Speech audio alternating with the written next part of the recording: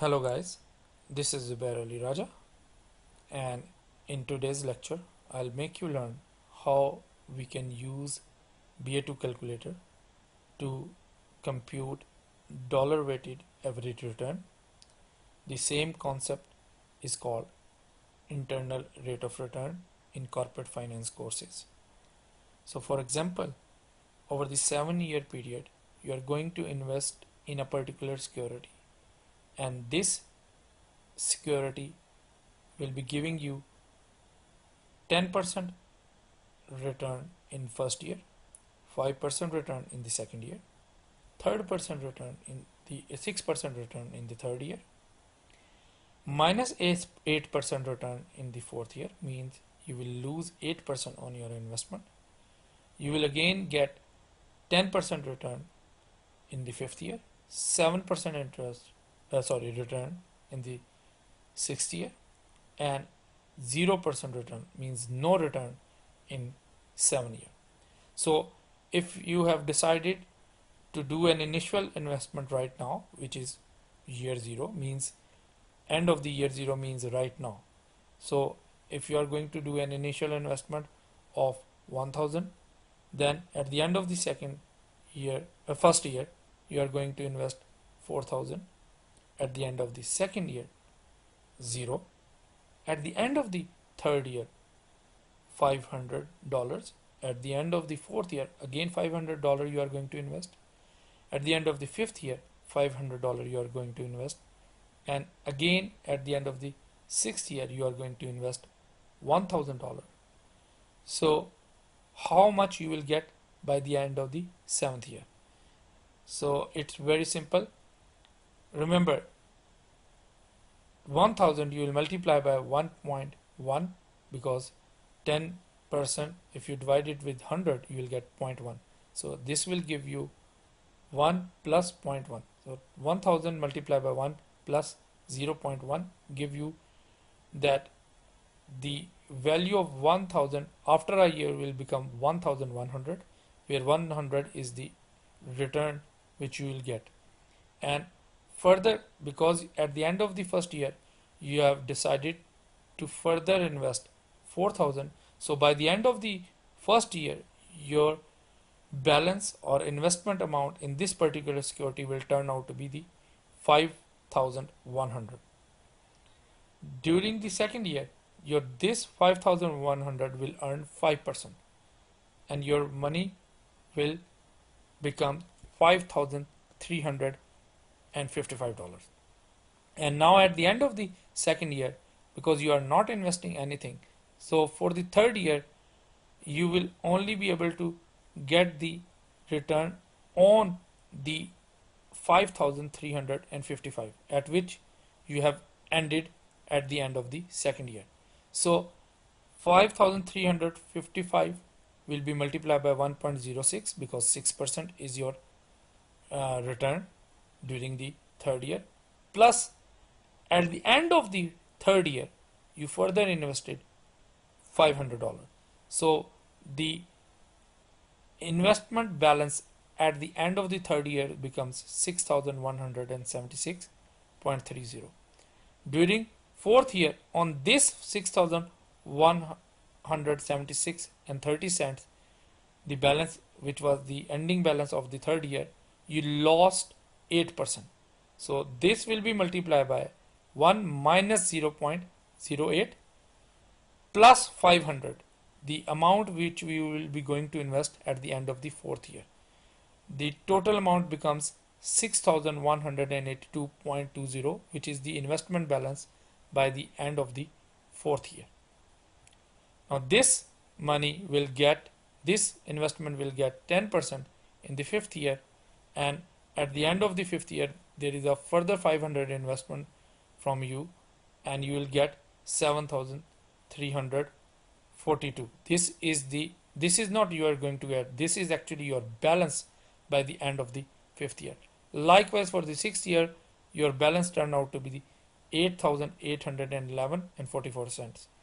Remember, in the last year, which is the seventh year, you did not earn any return, so this is a 0% return.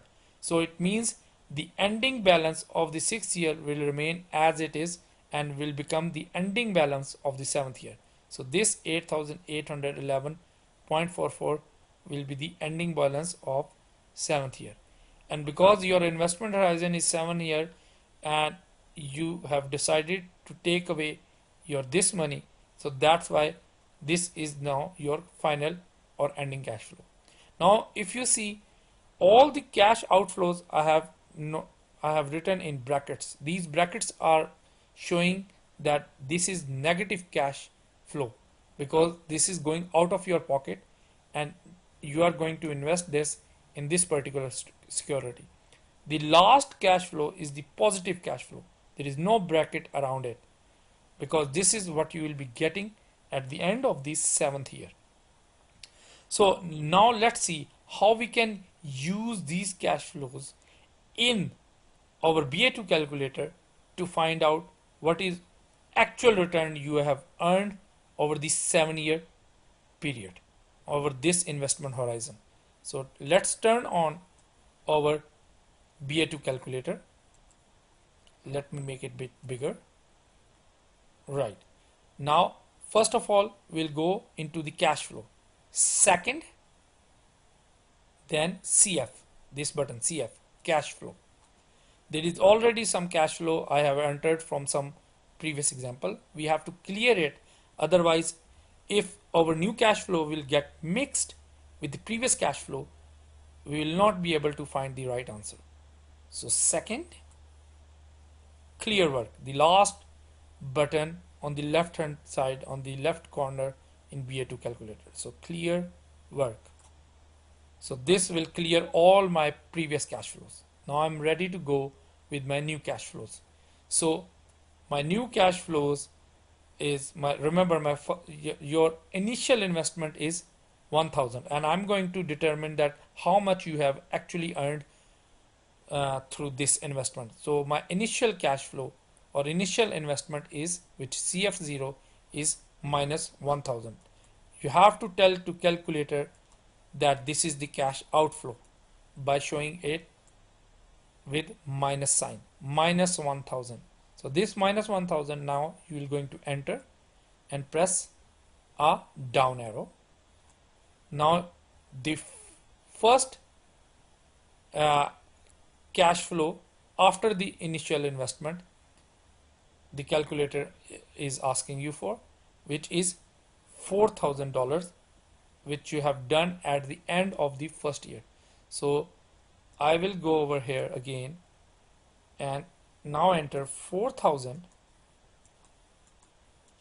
minus and enter. Now I will press the down arrow. Now they are asking me the frequency, that how many times, for how many years you have invested this $4,000. If you see consecutively, there is only one number. There is no other 4,000 you have invested in very next year. So the frequency of over here for the 4,000 is only 1. That's why F01 is 1.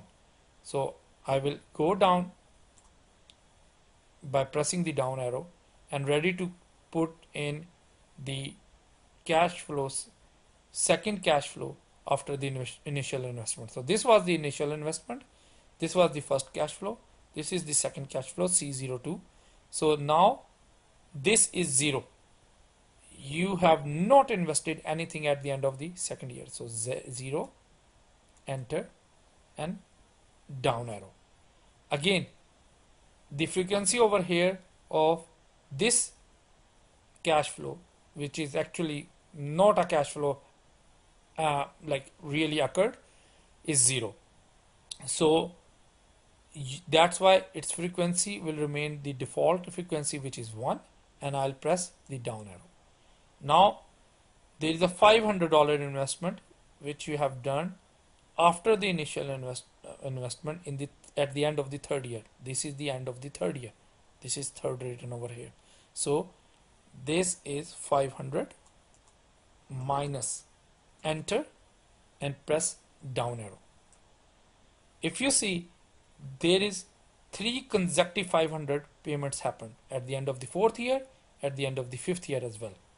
So at the end of 3rd year, at the end of 4th year, at the end of the 5th year, you invested $500 each. So that's why there are 3 frequencies of this cash outflow. So 3 you will enter over here for the frequency, enter, and then press down arrow.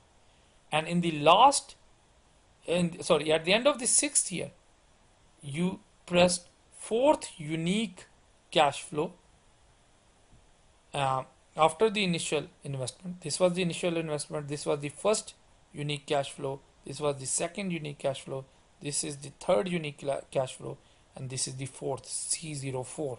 So now 6,000, 1,000, this is 1,000, 1,000 minus enter and press down arrow. Again over here there is only one frequency of 1,000.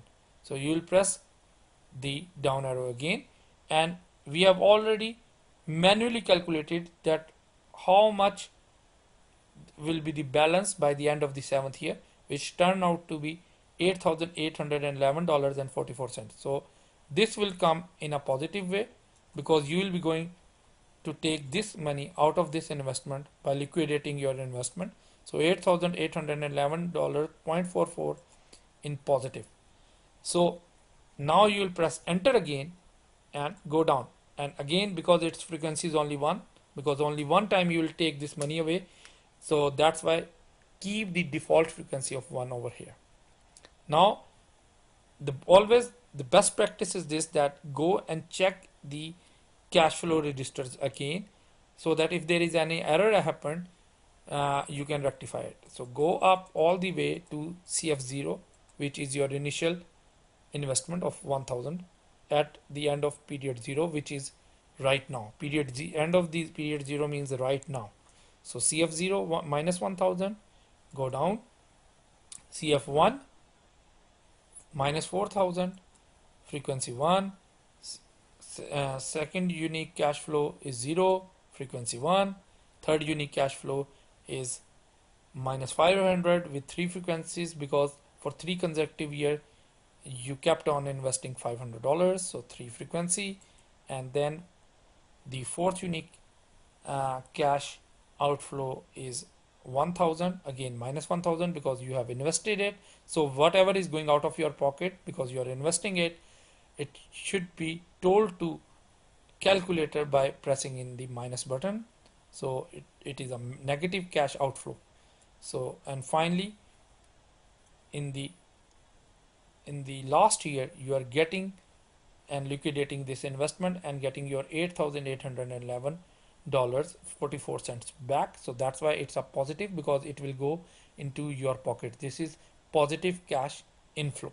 So what is the actual return you have earned on this investment? You need to press IRR, which is internal rate of return.